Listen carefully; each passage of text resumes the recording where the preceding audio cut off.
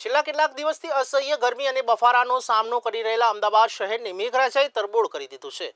શહેરભરમાં સાર્વત્રિક અને ધોધમાર વરસાદ શરૂ થઈ ગયો છે, જેના પગલે વાતાવરણમાં એક અનેરી ઠંડક પ્રસરી ગઈ છે અને લોકોએ રાહતનો શ્વાસ લીધો છે। શહેરના પૂર્વ અને પશ્ચિમ બંને વિસ્તારોમાં વરસાદ ધમાકેદાર રીતે વરસી રહ્યો છે, ત્યારે પૂર્વ અમદાવાદમાં વિરાટનગર, ઓઢવ, કઠવાડા, નરોડા, વટવા, રામોલ, અમરાઈવાડી, મણિનગર અને દાણાપીઠ જેવા વિસ્તારોમાં મેઘમહેર જોવા મળી છે। ત્યારે આ વિસ્તારોમાં રસ્તા ઉપર પાણી ફરી વળ્યા છે અને વાહન ચાલકો સાવચેતીપૂર્વક વાહન ચલાવી રહ્યા છે। જ્યારે પશ્ચિમ અમદાવાદની વાત કરીએ તો આશ્રમ રોડ, વાડજ, નારણપુરા, ઘાટલોડિયા, ગોતા, એસજી હાઈવે, થલતેજ અને સરખેજ સહિતના વિસ્તારોમાં પણ ધોધમાર વરસાદ ચાલુ છે।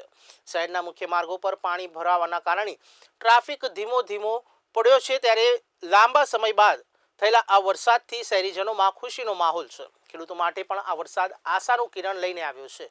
જો કે શહેરી વિસ્તારોમાં પાણી ભરાવાની સમસ્યાના કારણે નીચાણવાળા વિસ્તારોમાં લોકોને થોડી હાલાકીનો સામનો કરવો પડી રહ્યો છે। જો કે હવામાન વિભાગ દ્વારા આગામી દિવસોમાં પણ વધુ વરસાદની આગાહી કરવામાં આવી છે।